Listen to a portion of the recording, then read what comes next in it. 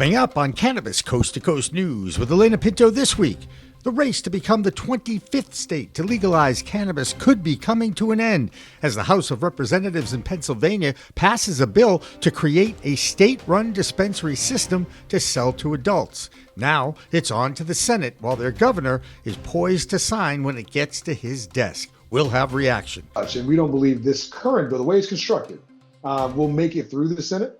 We don't really understand how a state-sponsored cannabis program would actually even work. For decades, the University of Mississippi has been the only school allowed to study cannabis potency, but now the Department of Government Efficiency is pulling the plug on that program in order to save millions of dollars earmarked for cannabis research. Meanwhile, the U.S. Supreme Court refuses to hear a case from a Mississippi business challenging the ban on advertising in that state. And Ohio passes a law moving the intoxicating hemp products from gas stations and convenience stores to legal dispensaries for sale. And after 52 years, the New York Cannabis Parade has officially been canceled. All that and state cannabis reports from coast to coast on Cannabis Coast to Coast News with Alaina Pinto next.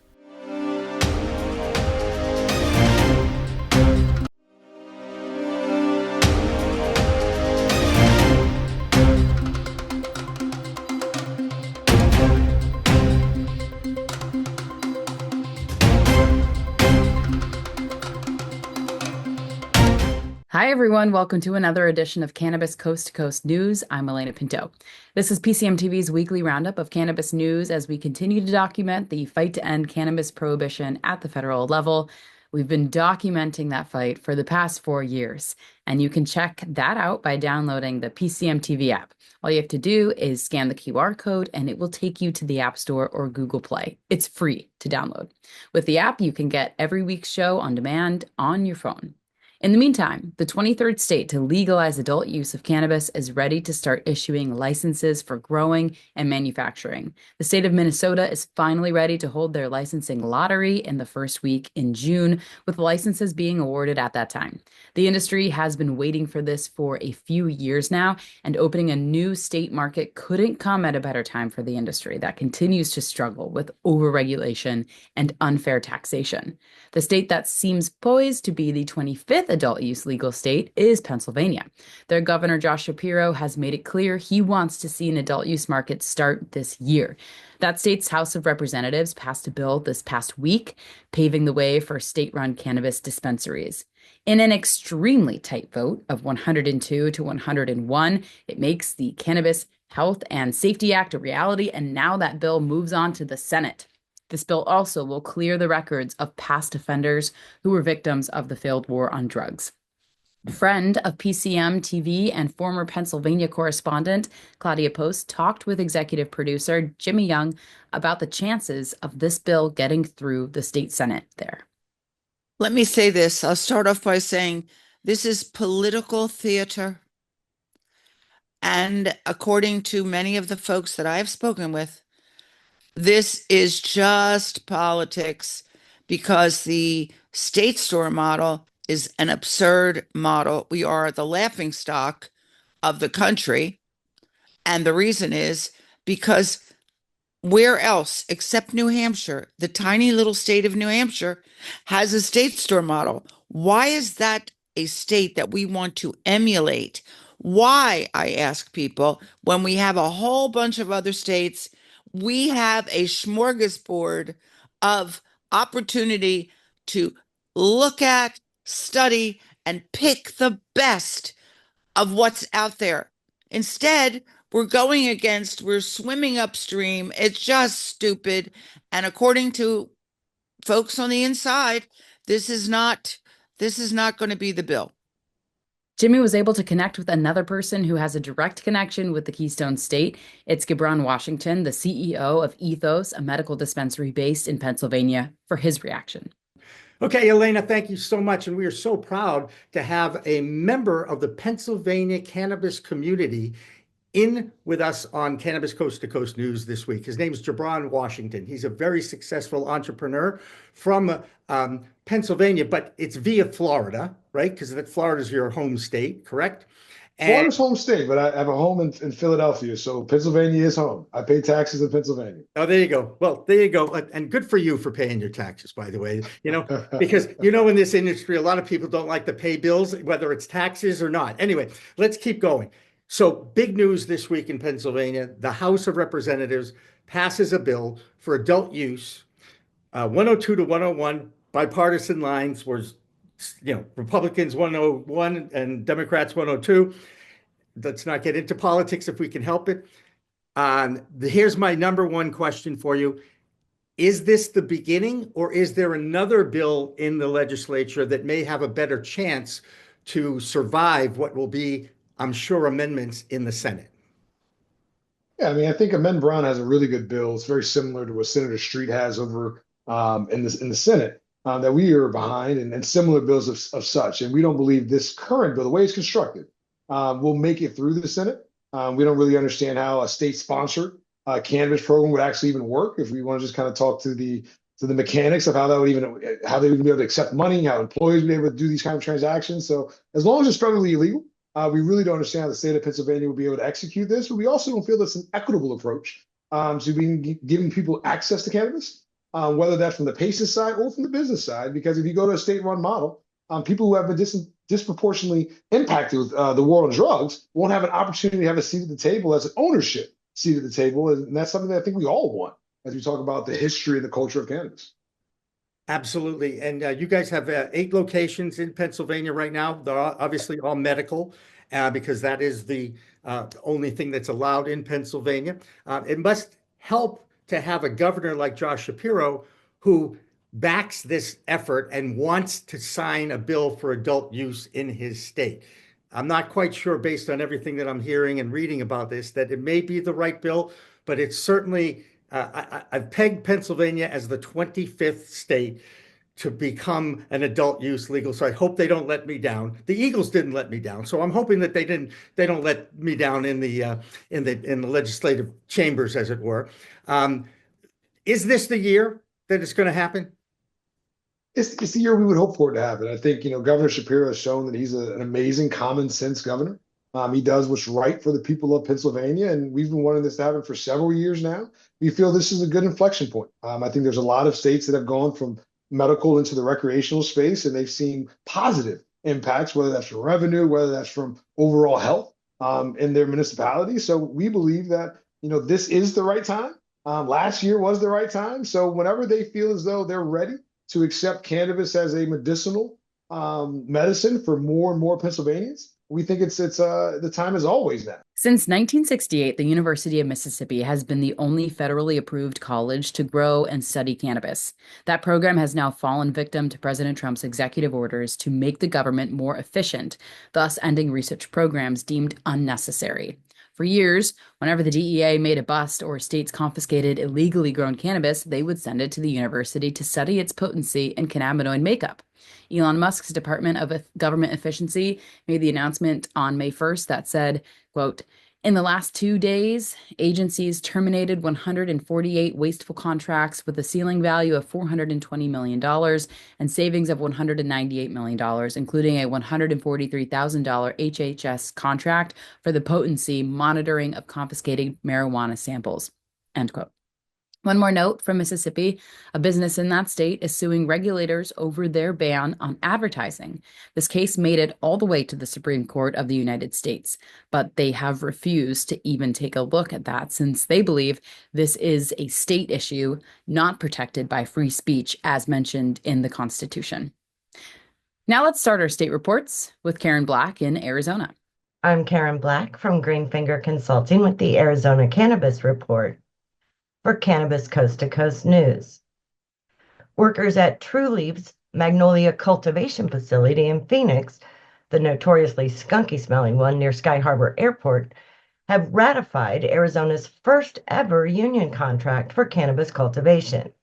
The historic 4-year deal with UFCW Local 99 includes guaranteed wage increases, paid holidays and time off, and seniority-based promotions. This milestone follows the January 2024 union vote and marks a major step forward for cannabis workers in the state's growing industry. It's also only the second union agreement for Arizona's agricultural workers since 1993. On the legislative front, the Cannabis Advertising Restrictions Bill has been sent to the governor for signature. The final measure is very different from the original text and seems to have found a sweet spot between keeping kids safe and letting businesses do their thing. Governor Hobbs is expected to sign the bill, but if she doesn't, it can still become law with a 2/3 majority legislature vote. There's been no movement on the other two measures, rural opportunity licenses and releasing funds for medical research, so they're likely dead until next session. Speaking of research, a study by Arizona State University found cannabis-related hospital visits in the Grand Canyon state jumped 20% between 2016 and 2021, with a growing number linked to mental health issues like depression and psychosis. Older adults saw the steepest increase. Researchers warn today's more potent cannabis could be driving the trend. Legalization was not a factor since the spike started before adult use sales began. Here's an update to a story we've been following. Arizona's hemp industry is asking the Court of Appeals to step in after a judge refused to block the state from cracking down on sales of hemp-based THC products outside licensed dispensaries.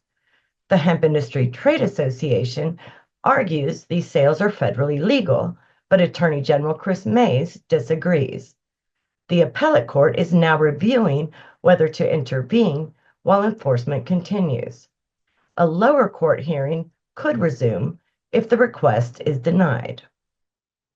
And lastly, the Mint Cannabis, based in Guadalupe, Arizona, recently opened its 7th retail location, this one in El Mirage. That's all for this week's Arizona Report. I'm Karen Black from Greenfinger Consulting reporting for Cannabis Coast to Coast News. There's a new vape player expanding into Washington state. Row Vapes has operations in multiple states as they continue to grow their market presence in the vape category, and now they're moving into the Great Northwest. With more from Washington State, here's Matthew Friedlander. Hey, I'm Matthew Friedlander with Skagit Organics, coming to you with the Washington State Cannabis Report for Cannabis Coast to Coast.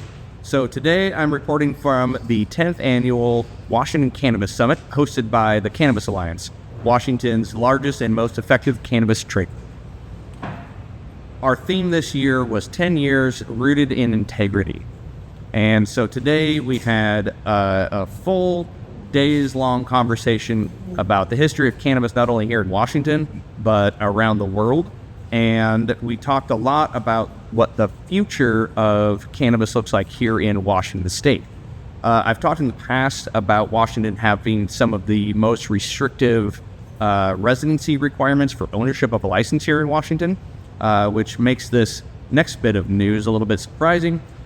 We've had a new and expanding MSO expanded to Washington, Row Vapes.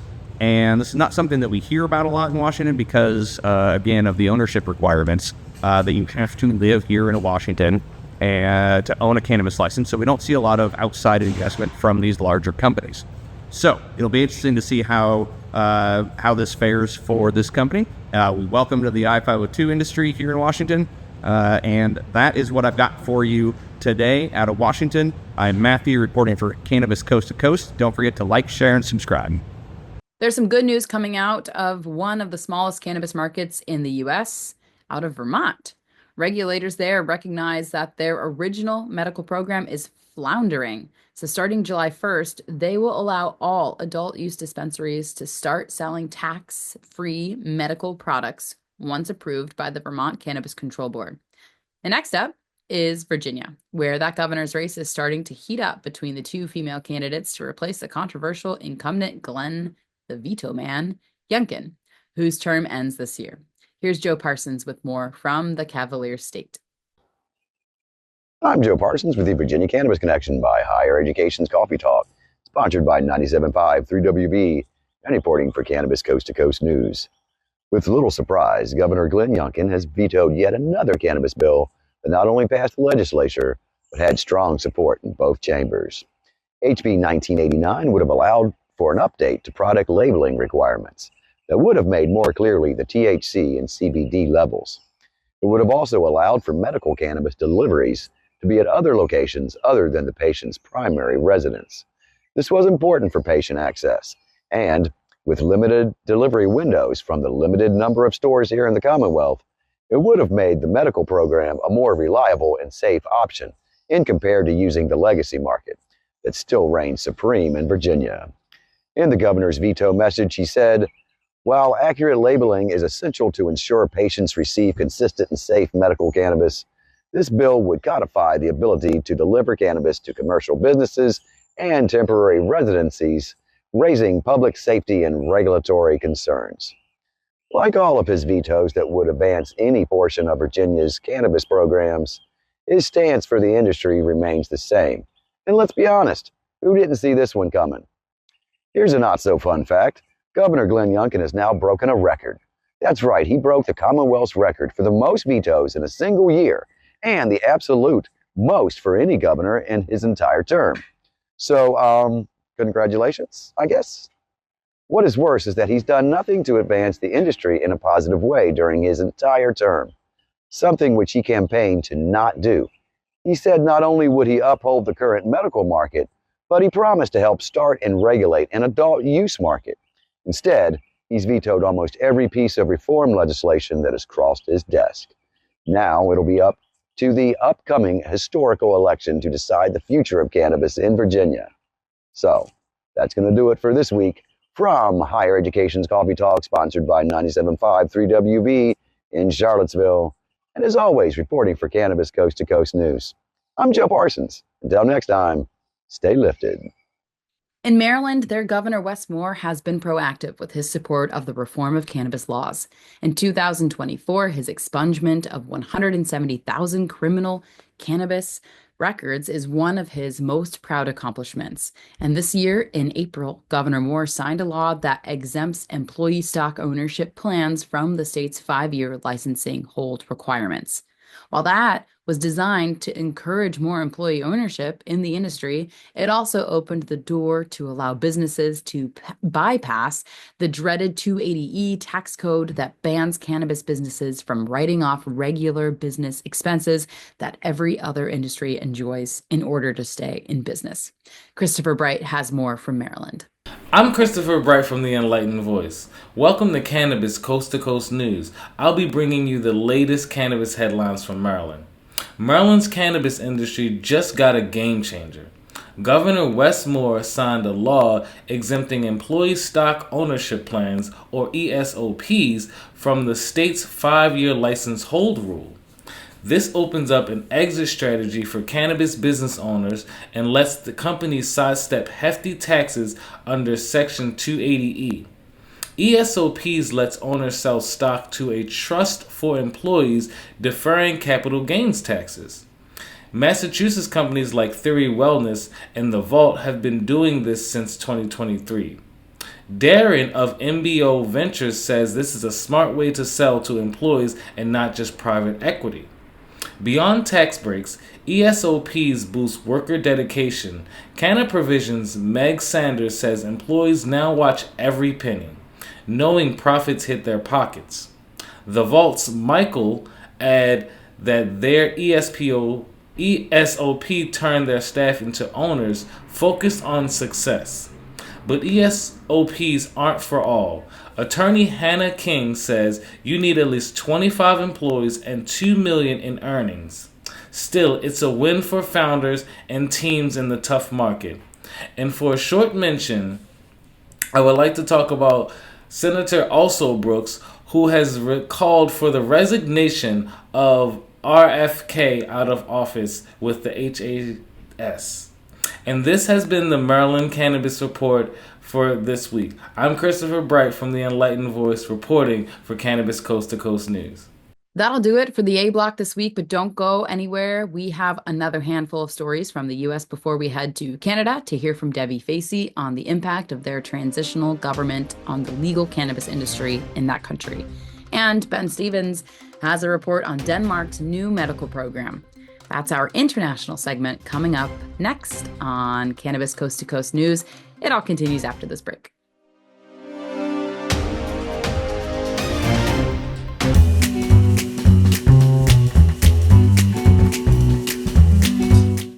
We focus solely on the cannabis space.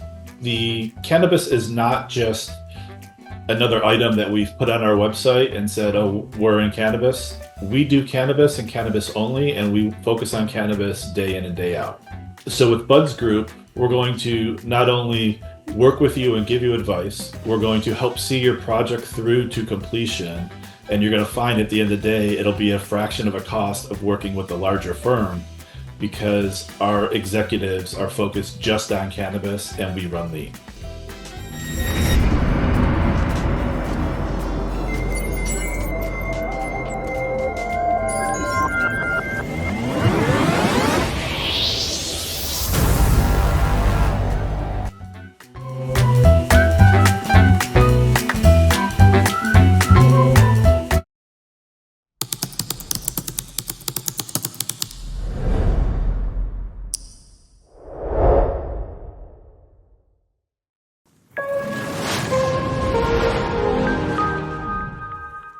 Welcome back to Cannabis Coast to Coast News. I'm Alaina Pinto. Canada has a new prime minister with Mark Carney replacing Pierre Trudeau, and he inherits a mess in the cannabis business. The country that Canada has been successfully exporting their cannabis to is Israel. That Middle East country has now placed a tariff of 165% on those imports, which could be devastating to both countries. In the meantime, there's a company called Ghost Drops that Health Canada has fined twice for advertising violations. The Haunting of Hexwood is all ages event in Canada, and Ghost Drops was a sponsor. The Cannabis Act of Canada prohibits messaging to under 21-year-olds, and that country's regulatory board believes their sponsorship at that event was in violation and issued the fines. And now, with a new prime minister in place, Canadians are concerned about what changes Mark Carney might make to their federally legal industry. In our international reports, we start with our Canadian correspondent, Debi Facey, on the impact of her country's leadership change. This is Debi Facey with the Canadian Cannabis Coast to Coast News Report. So what we have in Canada this week, which is a big thing, which is our new legislation and our new prime minister. With our new prime minister coming into play, we are hoping for a better way for us to actually create a more reform and more unison way for the cannabis industry to be more successful.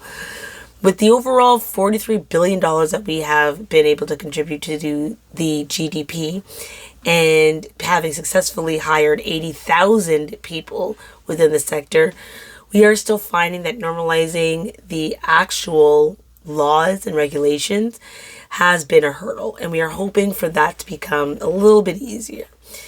In Nelson, BC, they are actually proposing to opening up patios, which is something that needs to happen, especially here in Ontario, due to the fact that with most of our safe injection sites, they have been closed, and more people are trying to find safer ways to be able to consume within a larger group of people, especially their buds.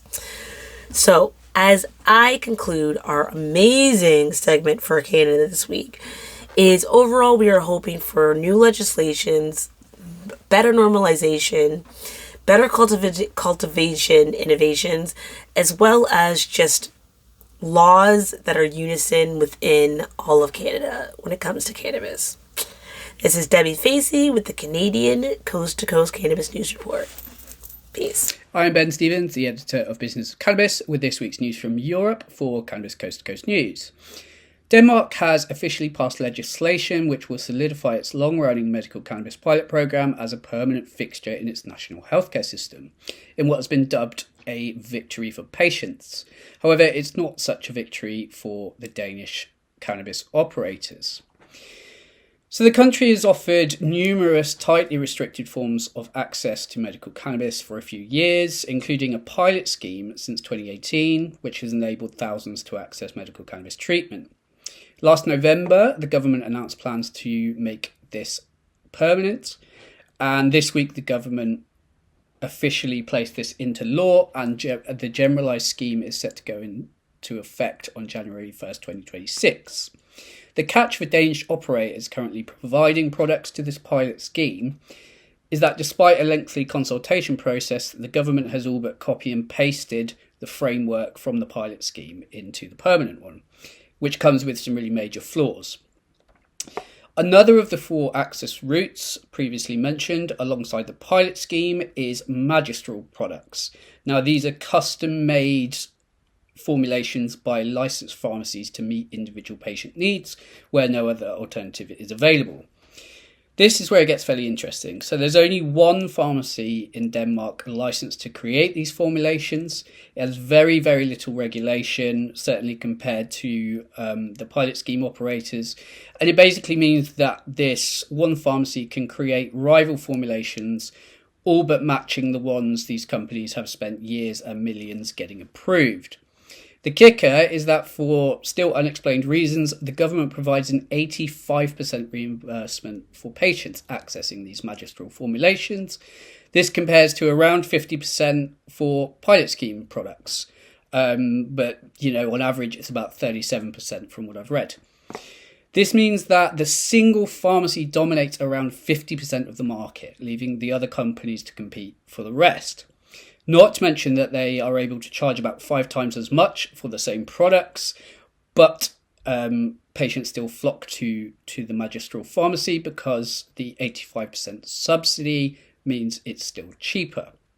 While there's still other problems, the lack of action on this major imbalance has companies worried. They now hope that the Ministry of Health, which has been granted full authority to make changes as they see fit, will take action before January the 1st and the scheme launches. That's all for this week. I'm Ben Stevens with Business of Cannabis, reporting for Cannabis Coast to Coast News. The world of hemp continues to grow, and while many states are still trying to ban it rather than regulate it, we recognize that hemp is here to stay.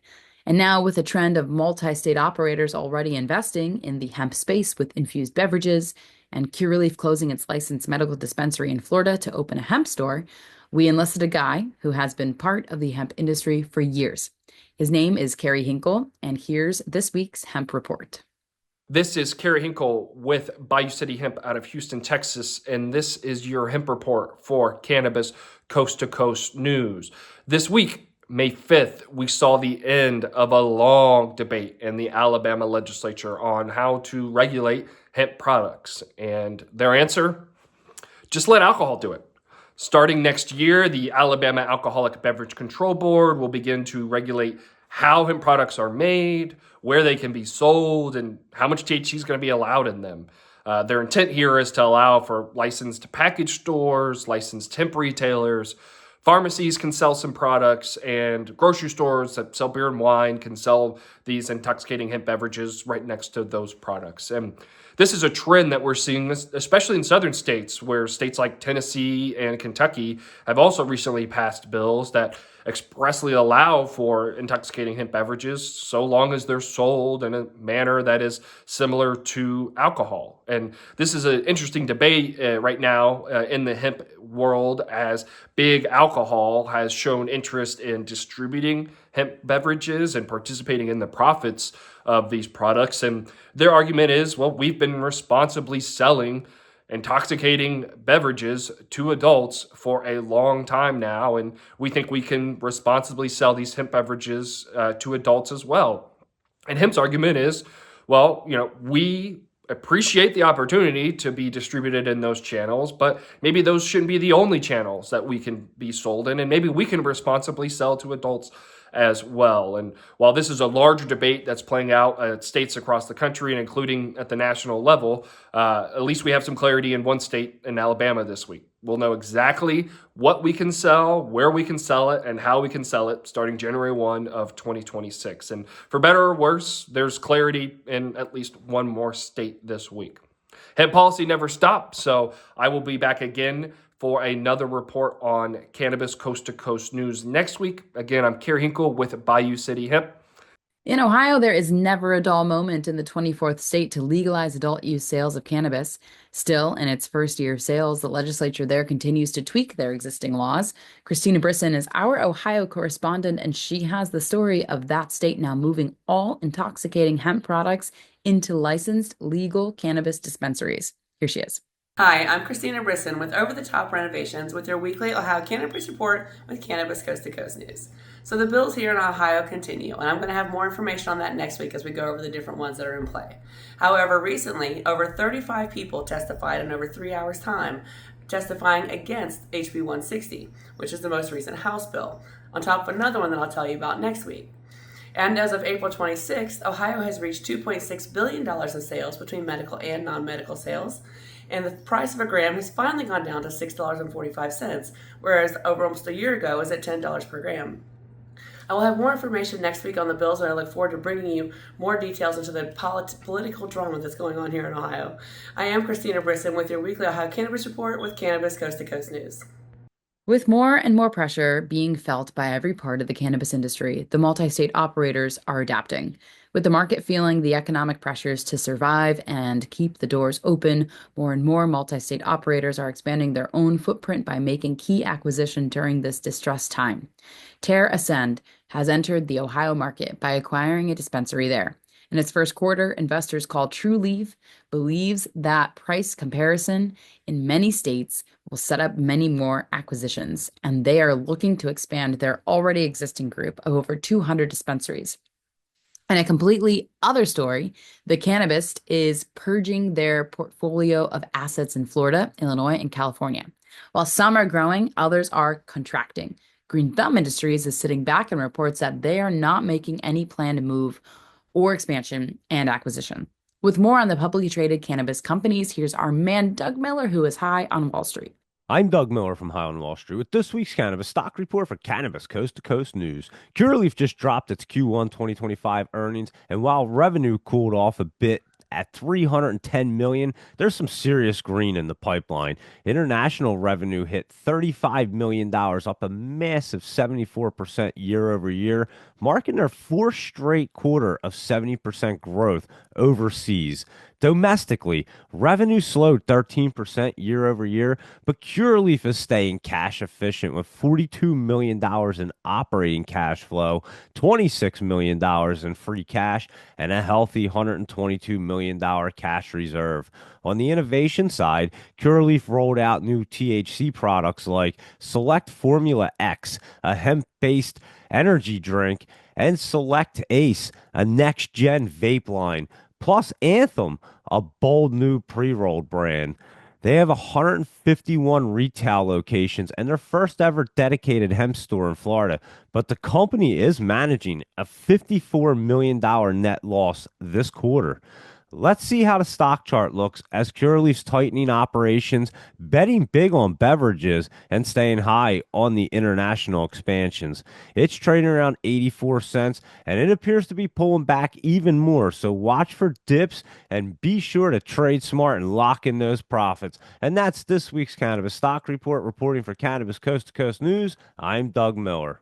Next up, a report on tribal lands who are getting into the cannabis space in their own sovereign governments. Here's Tina Tasaka with that story and more from Nevada.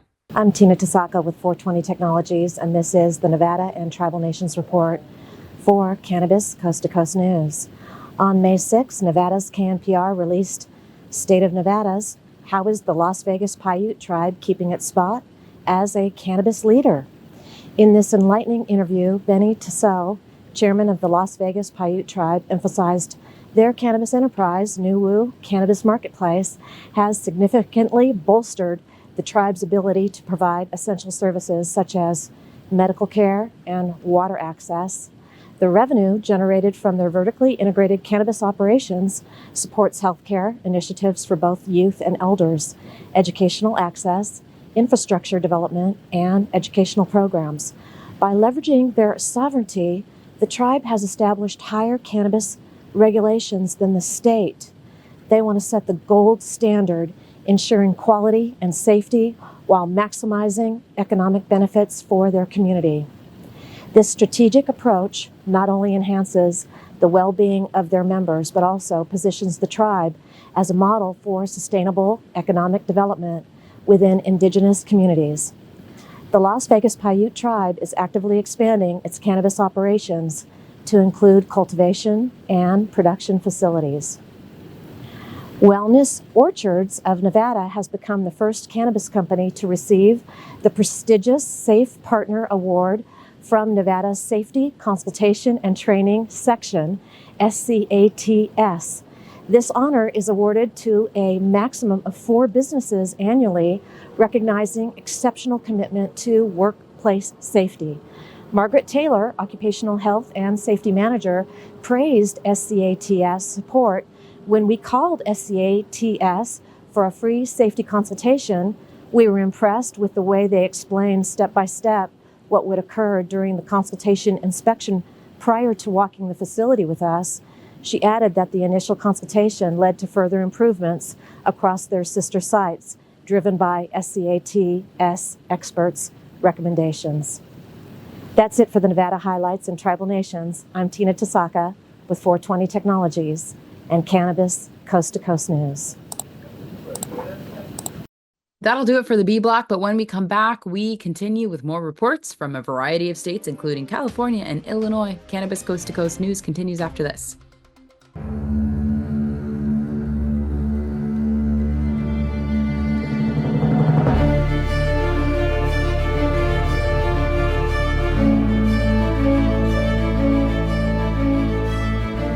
What if we're right? What if all of a sudden they discovered that there is medical use for marijuana and that it is good for you and it's better than alcohol and it's better than opioids and it helps your health? What if we're right? What if they find that out? Specific cannabinoids have medical value. These are facts. I'm here today in hopes to assist in removing the demonized stigma of cannabis and the perception that cannabis is just about getting high. The true base of this plant has to be known. I don't think anybody should ever go to jail for cannabis. It's a medicine, and everybody should have access to it. This is something which, at the very, very least, is the key to alleviating suffering and extending life for millions of human beings. Right? For returning some kind of balance to our society, and quite possibly of restoring our planet's natural balance as well.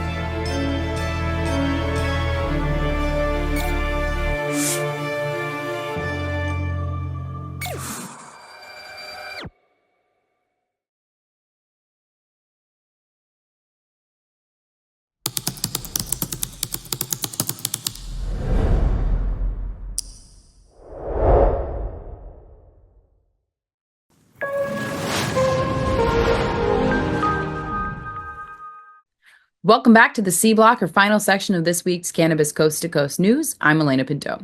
Despite the challenges of 23 other adult use legal states, California remains king of the cannabis revenue market. Other states like Michigan may sell more types of cannabis-based products, but California revenue is twice as much as that state.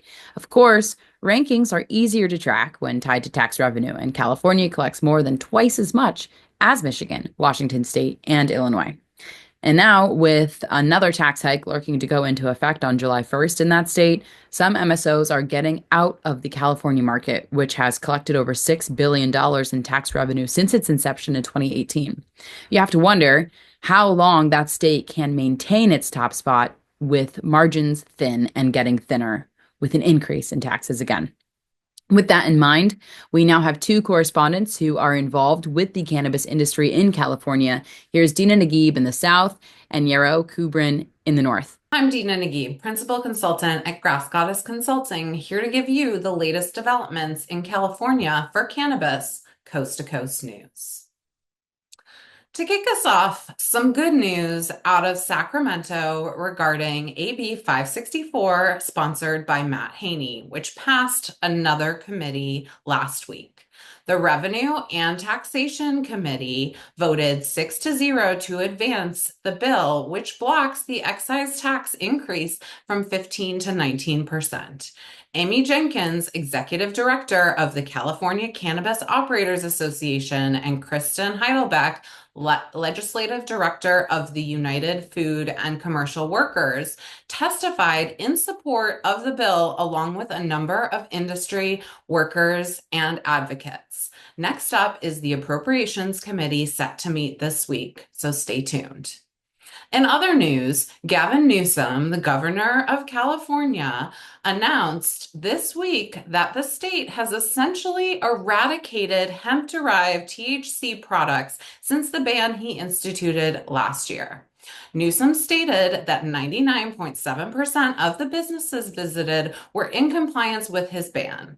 The cannabis industry responded with a variety of reactions, from thinking the announcement was comical to some more colorful comments about Newsom. The general consensus is that hemp-derived THC products are still rampant in California, just maybe not where the state was looking. In addition, the ban can only be extended for one more 90-day period, and it is unclear what will happen when that time is up. That's it for California. I'm Dina Naguib with Grass Goddess Consulting for Cannabis Coast to Coast News. Yaro Kubrin here, Pro Cannabis Media, reporting on Northern California Week in Review. The California State Fair just wrapped up the submission window for cannabis entrance into the state fair. This is the first state fair in the history of the country to have cannabis awards. The state fair will be kicking off in the middle of July, a 17-day extravaganza, culminating in an award show for those cannabis entrants. If the Emerald Cup was the Oscar of cannabis awards, the California State Fair is Cannes. Looking forward to that. Last week, Sonoma Hills Farms, in association with Buddhist and Christina W., had the Pink Jesus Ice Cream Social. For those of you that don't know, Pink Jesus is a proprietary cultivar grown on Sonoma Hills Farms' West Petaluma estate. Don't worry, the strain is non-denominational. Lastly, we've got the shrinking ice caps with polar bears still trying to survive, and those cannabis operators are looking at a pending 26% increase to their state taxes, from a whopping 15% to a lopping 19%.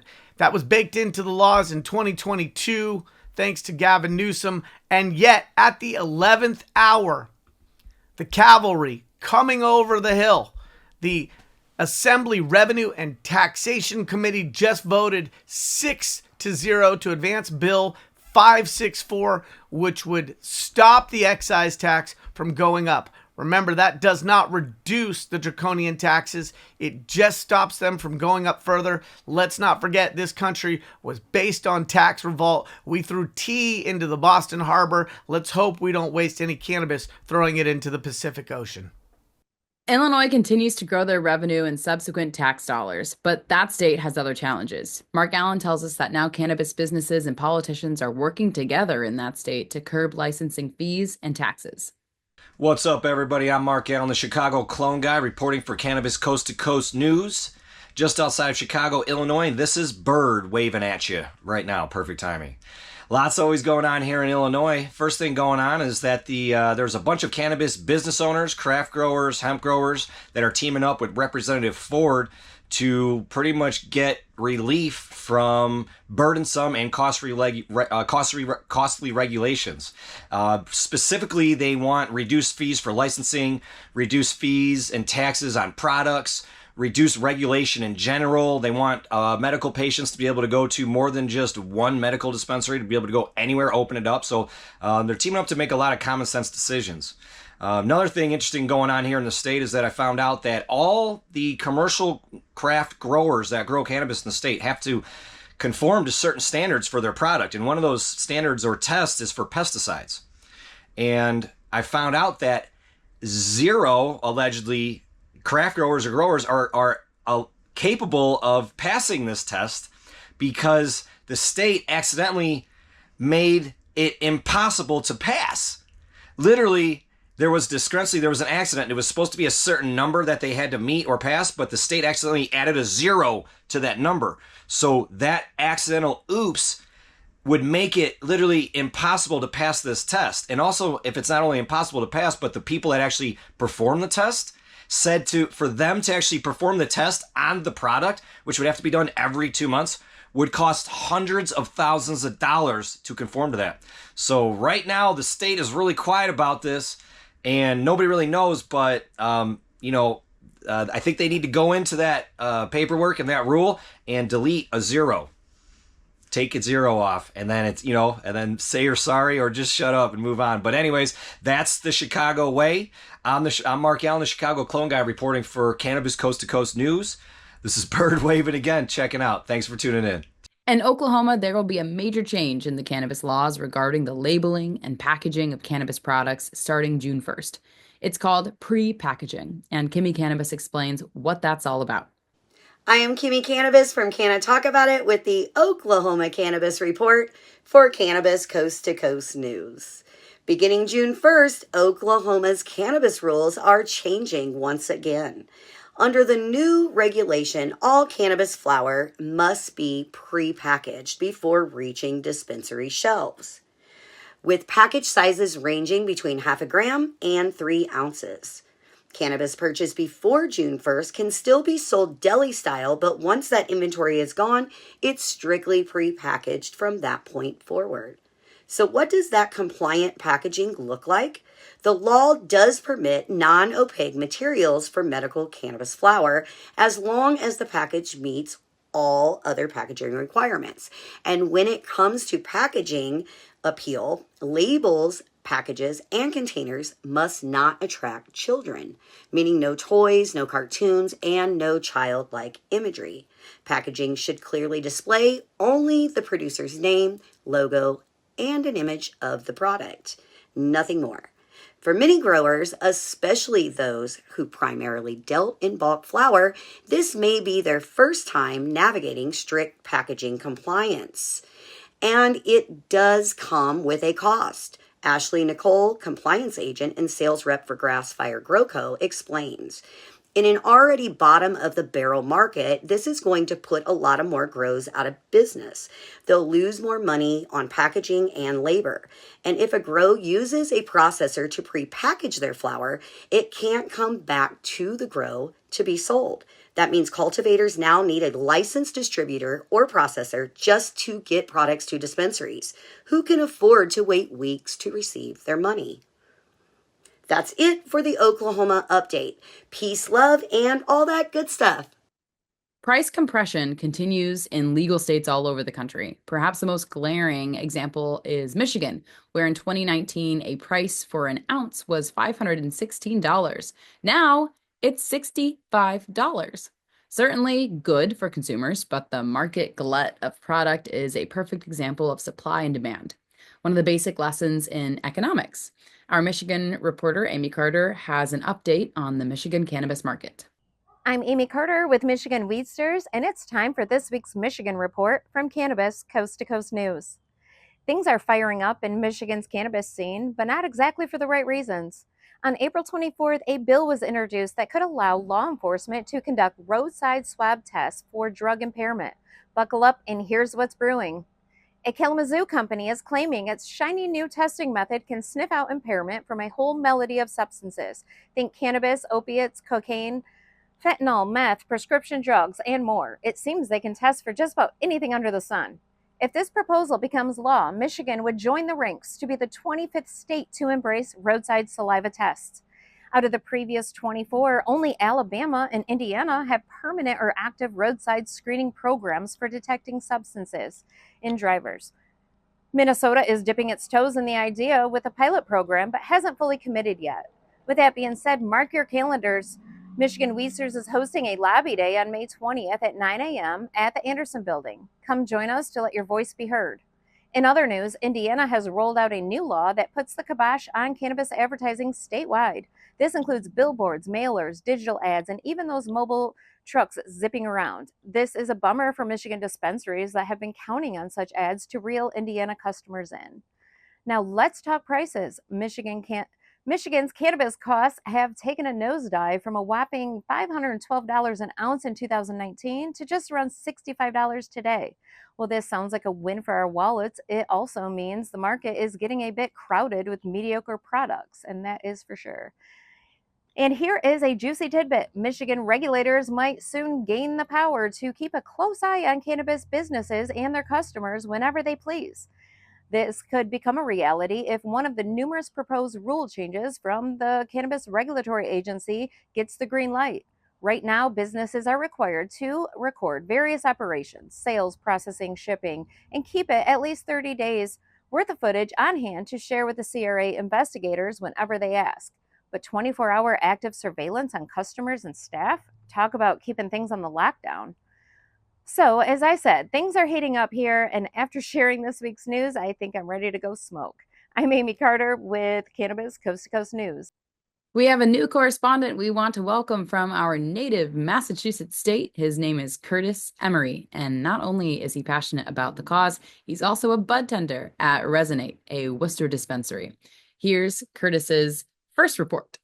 I'm Curtis Emery, a Massachusetts bud tender with the Bay State Cannabis Report for Cannabis Coast to Coast News. Massachusetts legislators are seeking to reevaluate existing laws. This week, hemp-derived products available outside of the dispensary environment. There are currently 4 bills this session which aim to empower local and state government to regulate the widely available products. The goal of such work? Keep hemp-derived products out of the hands of underage users and add some accountability to the statewide market. Calling all artists, the 36th annual Boston Freedom Rally is looking for their new official flyer. The organization is soliciting submissions from artists across the state wishing to take part. The Boston Freedom Rally will take place this year, September 19th and September 20th at the Boston Commons. Artists have until June 1st to submit their designs for the official flyer. There will be 2 votes, a People Choice Award, which will choose their favorite design on social media, and a Director's Choice, which will be voted on by a panel of judges from the Boston Freedom Rally itself. It seems like it'll be a great year to get involved. This has been Curtis Emery with the Bay State Cannabis Report for Cannabis Coast to Coast News. And finally tonight, the celeb stoner Steve Bloom from New York shared a eulogy of sorts for the New York Cannabis Parade that was canceled for the first time in 53 years. There was a slim hope that a change in the parade route might have given the annual celebration of the plant medicine a second life. But this week, Steve explained in his weekly newsletter that the parade has been canceled. This is just another example of what happens when states legalize adult use of cannabis. The events that were held in protest of the draconian laws that created prohibition of cannabis end up going by the wayside. New York has a resilient group of businesses, and the culture is very strong in the Big Apple alone. And you have to think that this annual event will return sometime in the future. That's the hope anyway. And that's a wrap on this week's Cannabis Coast to Coast News. I'm Alaina Pinto. Remember, it's a whole new world of weed out there. Consume it responsibly, and I'll see you again in June. PCM TV founder Jimmy Young anchors next week. I think I messed up. Did you know there's a place that covers all the cannabis news you need? Welcome to Pro Cannabis Media, your go-to for all things cannabis. PCM is the CNBC of weed, bringing you the latest news and talk shows with a twist. We've got 16 state correspondents and multimedia journalists from around the US and Canada. Hey everybody, it's Brandon Jones with Big Green Distribution with the Missouri Cannabis Report. I'm Karen Black from Greenfinger Consulting with the Arizona Cannabis Report. I'm Amy Carter from Michigan Weedsters. Andrew Behringer here reporting from Washington, D.C. It's Debi Facey with the Canadian Toke of the Week. It all started back in 2018 when founder Jimmy Young kicked off the In the Weeds podcast. His mission? Documenting the fight to end cannabis prohibition. Fast forward to today and we've got Cannabis Coast to Coast with Alaina Pinto, delivering the nation's only TV-style cannabis news show. Hi everyone, welcome to another edition of Cannabis Coast to Coast, PCM TV's weekly roundup of industry news from California to New York. I'm Alaina Pinto. As of August 2024, PCM has racked up over 1.2 million views and 14.5 million impressions on our YouTube channel. With 15,000 subscribers and growing, our reach is spreading like wildfire. PCM's website, YouTube, Rumble, Discord, Roku, Twitch, Spotify, iHeartRadio, Apple Podcasts, and even our very own PCM TV app. Get your cannabis news fix with Pro Cannabis Media. We're here to keep you informed and entertained. Stay tuned and stay lifted.